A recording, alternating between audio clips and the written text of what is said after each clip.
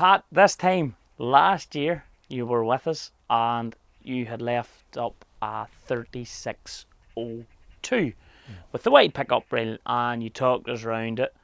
Fast forward a year, Strautmann have come back with their new daddy range and you are currently demoing a Magnon 430. Tell us a little bit about this wagon, because visually it is a bit different looking than the last one. So what's special about this new range? So yeah, this is the new Magnon range from Strautmann, 430 we have here today. It's the latest range. It was launched in Agritechnica 19, and we're delighted this year to get it around Ireland and show it in Irish conditions. It has a host of new features. It's a similar or same size width pickup as the 3602 you had last year, so the 2.25 metre wide pickup. But this year we've brought the new style pickup with the flex tine, so it's plastic tine pickup. So basically the pickup is still a similar format in the sense that it's a camless pickup, and the plastic flex tine pickup, by its name, it flexes, and the idea of it is that one, you can run it closer to the ground. So if it comes into contacts, it flexes rather than coils like your traditional coil spring. And by running it closer to the ground, you can get a cleaner pickup for the likes of zero grazing, or if you're harvesting a cover crop, and it glides over the soil or a lump of clay and doesn't contaminate your sward. That's one of the benefits of the flex tine pickup. The second benefit of it is that it's very simple to change. You have one bolt that's accessible without taking out a band, and by just undoing the one bolt, a little clip behind, you can take off your tine and replace your tine. So it's very simple from a maintenance point of view. Is that something you see going to run throughout your other ranges as well as at the top of the tree? Yeah, so the Magnon was the first range with it. We've brought a number of Giga O2s this year with it on it, and received some very good positive feedback from customers of how clean it's picking up, how clean the pickup is, and just how easy it is to from a maintenance point of view. So I would see over the next number of years it'll be a standard feature. For the coming season or two, it's limited in numbers we have, so it'll be on the Magnon as standard. The Giga ranges, we do have a limited number of pickups available for the coming season, so it will gradually go. Is that still part of a COVID situation, or you're just rolling it out? just gearing up production wise, and trying to balance the old with the new. The O2s, it's easy because they use the same size style of pickup. It'll come on the O1s, and then down Super Vitesse and the Zelon. I would say you're probably looking maybe by 2025. I would see it as being a standard feature. The feedback has been very positive in very tough conditions this year, especially down our direction around Kilkenny, where most of the silage was harvested in June, or most of the first cut was done. Very heavy crops. And it's just basically based on the principle that it doesn't build up energy with the spring, so it doesn't catch the soil and flick it into the swards. Exactly.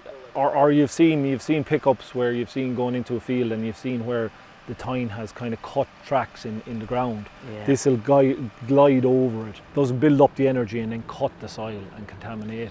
You've stuck with your same rotor by the looks of things. It's a CFS.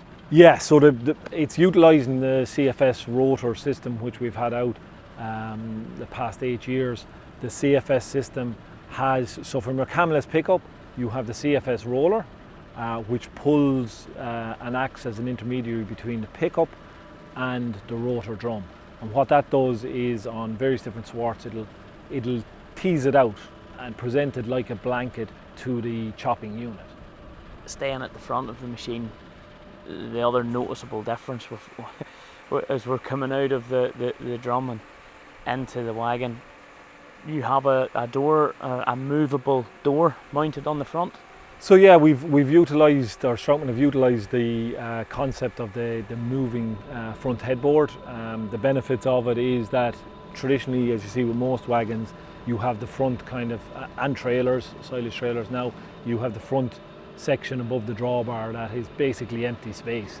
So there's an extra cubic capacity within that, and we utilise that by using the moving headboard that you'll see on the Magnum. So that's another key feature on the Magnum range. So for a very similar size or a bigger wagon, this is 41 cubic capacity. The 3602 was at a 34 cubic capacity, but it's 2 foot longer. So it's you get the extra capacity through the moving headboard. The driveline, we're still operating through the similar gearboxes to the 3602, or are they beefed up for the Magnon range? Or no, so the Magnum range uses heavier duty gearboxes. It's basically, the Magnum range is all driven through gears and gearboxes, so it allows us limitless power really on the front. So whatever power you want to put on the front, the gearboxes can take. Down into your chassis, BPW. Yeah, so the chassis on this one, I suppose, is a BPW chassis. It's fitted with the electro-hydraulic active steering. That's really a beautiful system for anyone with tight yards.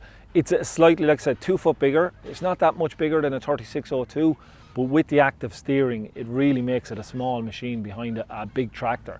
Really, you're just worried about getting that tractor through the gate or the hedge gap, and the machine will follow you. It's the first actually I've seen of the electro-active steering, as you talk about. It's the first time I've seen it on that, but it was a good job we have the balls there to work with it. Yeah, it's but it's it's interesting to see, but it does. I suppose you think as these machines get bigger, this form of steering's essential. Oh, I think so, yeah. And the active steering, it uses a potentiometer at the front. It's a must. If you've operated, I've operated this on the tractor we've gone around, and for me to get it through some tight gaps, it's probably an achievement.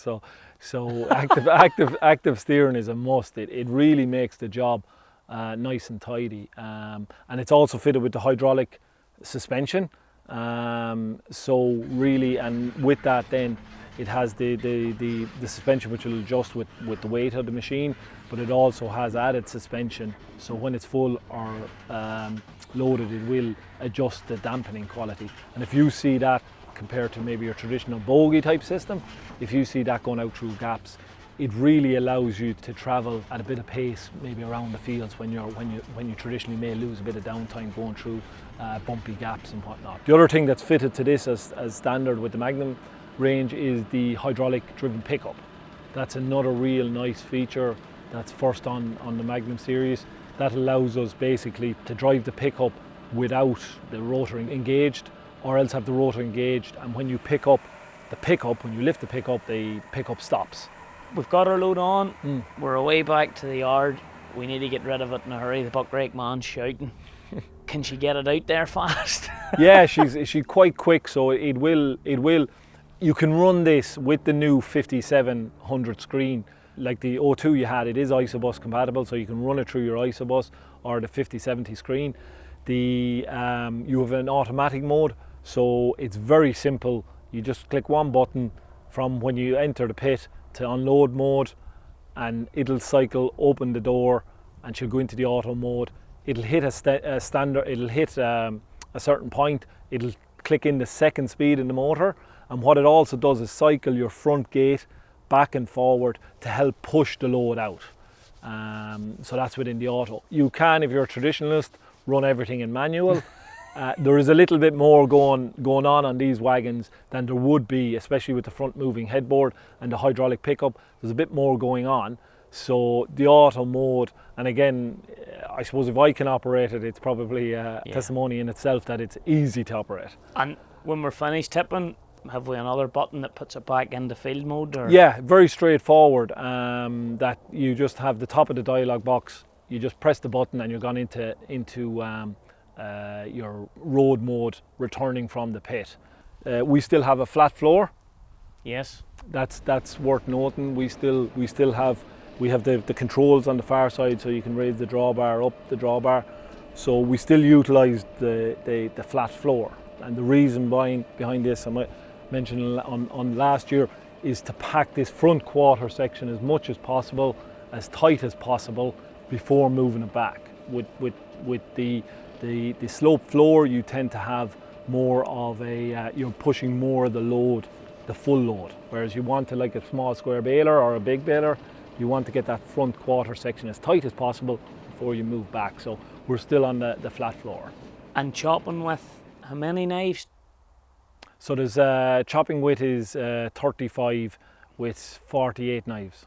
Well, look, Pat, thank you very much for dropping by. We may let Gary get at it before it turns into hay. But this is the last field here of third cut at HQ, and yeah, looks well behind the big Deere. Does look nice. Does look nice. It does. We'll just have to keep JP away just in case he thinks he's taking the big Deere to do a few demos here. But no, thanks very much. No problem. And as I say, we'll get this in, and we'll see how she operates. Perfect.